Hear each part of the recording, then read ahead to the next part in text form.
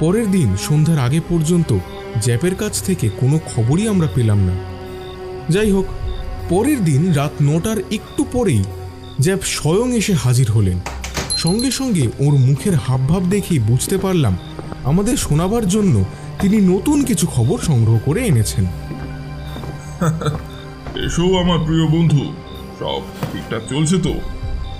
তবে তুমি জানো বলো না যে তোমার ওই লেকেই মিস্টার ডেভিড হেইমারের মৃতদেহ পাওয়া গেছে, কারণ আমি তোমার সে কথা বিশ্বাস কিছুতেই করব না।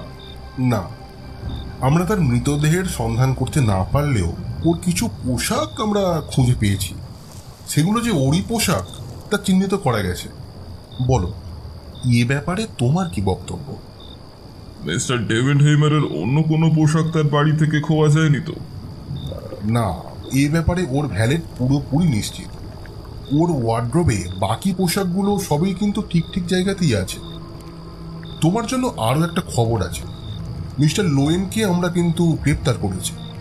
তার এই গ্রেপ্তারের সমর্থনে একটা নির্দিষ্ট প্রমাণও আছে। ডেভেনহেইমের একজন পরিচারিকার কাজ হলো ওর স্টাডির সমস্ত জানালাগুলো ভালো করে চিটকিনি লাগানো। আর সেই পরিচারিকাটাই বলেছে ঘটনার দিন 6:15 নাগাদ লোয়েনকে সে বাগানের দিক থেকে তার সেই স্টাডির দিকে এগিয়ে আসতে দেখেছিল, অর্থাৎ সে বাড়ি থেকে চলে যাওয়ার 10 মিনিট আগে। তবে এই সম্পর্কে লোয়েনের নিজের বক্তব্য কি শুনেছ? কেন, সে তো শুরু থেকেই বলে আসছে ঘটনার দিন সেই যে সে স্টাডিতে ঢুকেছিল, তারপর চলে যাওয়ার আগের মুহূর্ত পর্যন্ত সেইখানেই ঠাই বসে থেকে মিস্টার ডেভেনহেইমের জন্য অপেক্ষা করছিল। এক মুহূর্তের জন্য বাইরে যায়নি।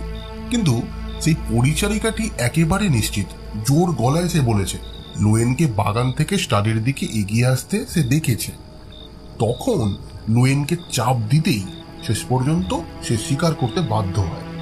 বাগানে একটা অস্বাভাবিক ধরনের গোলাপ ফুল দেখতে সে নাকি খোলা জানালা টপকে গোলাপ বাগানে যায়, সেই ফুলটা নিজের চোখে খুব কাছ থেকে প্রত্যক্ষ করার জন্য।